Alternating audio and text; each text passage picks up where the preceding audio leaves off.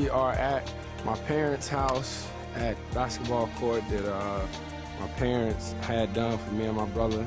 And we would be here, me and my brother, playing one-on-one or friends here. If you miss a shot the wrong way, ball gonna go right down that hill. And it get too late at night, I'm not going down in them woods. It's a ball down there. I'm always be his big brother. That's the way I see it. He was smaller than everybody, but he still scored. Now, I coached against Chris when he was here in high school. The death of his grandfather, I think the funeral was maybe a day or two before. So you know Chris was either going to be real good or real bad in that situation. Well, he was obviously very good and very determined because that's what he was going to do for his grandfather. I mean, just about every trophy you see that I have up here, my family was there to see me win it. So they motivate me, and that's why I keep going. Probably many parents would let their kids get away with things. I think the Pauls, they had high expectations. Very few people have the drive at that level. He works as hard as anybody, he's as smart as anybody, but he's as tough as anybody, and you don't get that combination very often. He could be the greatest point guard ever played, is what they're saying. All he has to do is put his mind to it. For Chris and his family, November 14th was one of the happiest days of their lives. The day Chris accepted a full basketball scholarship to nearby Wake Forest. I had my friends from school, some of my teachers, my coach, my teammates. My brother came home for the signing. My mom and dad and my granddad was here to see me sign. Basketball has always been another world for me. I tell people all the time I live in two different worlds. I'm one person on the court and one person off the court. My love of the game is unconditional. That's my happy place. Probably one of my favorite sounds is that, you know, you make a crossover move and the whole crowd sort of takes that deep breath.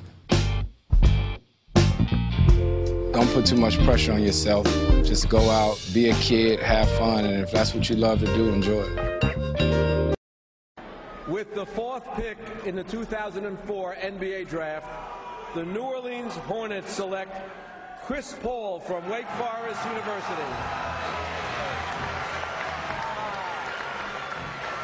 I don't doubt that Byron Scott and the rest of the brain trust in New Orleans are smiling to get Chris Paul, sophomore out of Wake Forest, 2005 first team All-American, the 3rd Demon Deacon taken in the top 5 all-time, the first one since Tim Duncan was taken #1 overall back in 1997. That one, by the way, worked out pretty well for San Antonio.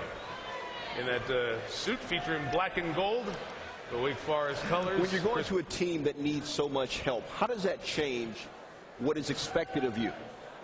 I think it's a challenge. You know, Coach Scott is a great coach, and when I went out to New Orleans to work out, I really enjoyed it. They really have a great staff, and I can't wait to get there and play with those athletic guys. It's New Orleans, Chris. It's Bourbon Street. Bourbon Street. Now, a whole lot of visiting teams used to go in there and get all messed up before they stepped on the court. How do you stay away from potential dangers? My brother is actually going with me, and he's going to New Orleans with me. He's going to live with me and try to be a mentor to me. So it's going to be a lot of fun. You know, they got the Essence Festival there next week. My parents actually going after that. All right, everybody calls you a choir boy. You're president of your sophomore class in high school, junior, senior class, but your mom said you were temperamental as a kid. What does she mean by that?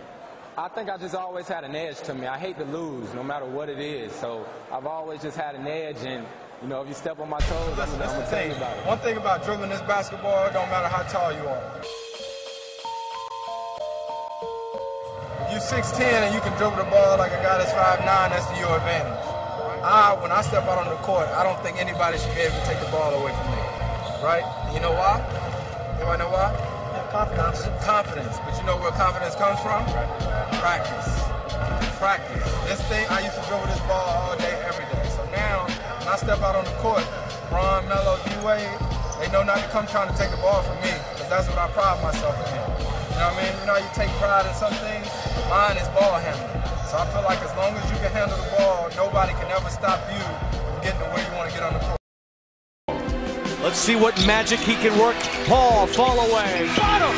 That kind of magic. Oh, in between the legs. Are you kidding me? Yeah, I think he's an all-star. Chris had been in the middle of another superb season when he sustained a knee injury, forcing him to miss the All-Star game. Now he faces grueling rehab to make it back to the court. But Chris is no stranger to hard work. Before the season began, driven by the frustration of the Hornets' recent playoff disappointments, he was determined to get in the best shape of his life. I think I get up so early to work out because it takes discipline. It really shows me that, yeah, when I wake up in the morning, I could easily roll over, you know, but it's like, all right, let's do it. This is part of the regimen. I've had 4 pretty good years since I've been in the NBA, but obviously it hasn't been good enough. I haven't won a championship, so I mean, I gotta work harder.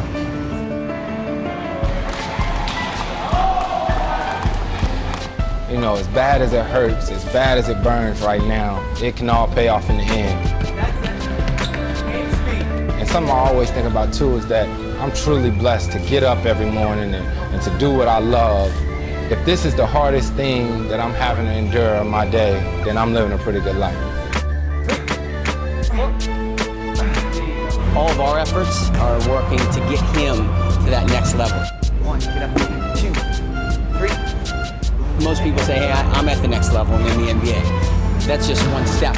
That's it, get down there, 10, 3, 4, 5, great. The next level is hoisting that trophy in June. I'll be cool in June. That's it, Chris, keep it tight, real tight. That's better, control that. You know, the last few years, you know, I've worked out pretty hard, but this year I'm really, you know, I think a different level. You gotta do the best you can so nobody can prove you wrong. Come on. Now get on your feet.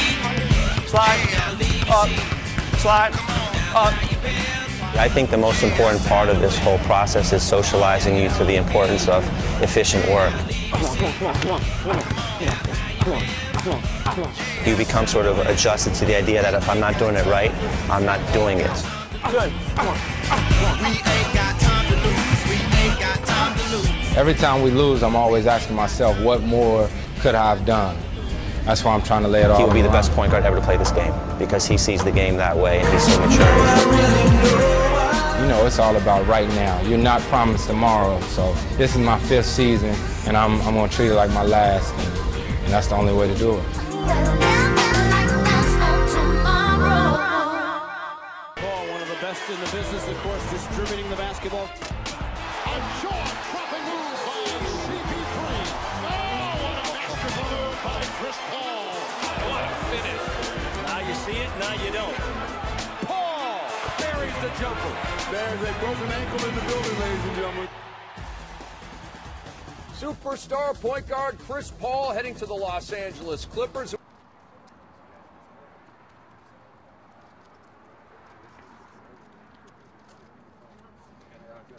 up, man? How you doing? I'm fine. You? Welcome. Hey, good to be here. Hey, what's up? What's up? What you doing here, man? Hey, man. How you doing? You too. Thank you so much. Madeline Burke here with Chris Paul, the newest addition to the LA Clippers. Chris, has been a crazy last week for you. To say the least. Has it hit you yet that you're here? Oh, so very excited. It's been a very interesting last week and a half, but I'm finally here, settled in, got to put my jersey in my hand for my first time, and I'm excited.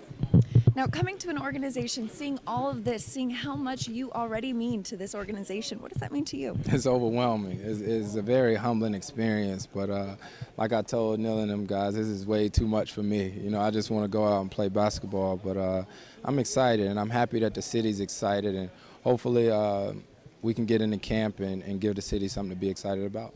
What's your biggest anticipation of this season coming up? Biggest anticipation is just getting back on the court. This lockout thing was no fun at all, so I'm just ready to get back out there and get up and down the court, especially with the guys that we have. We have a lot of athletic guys that like to run up and down the court, as I do.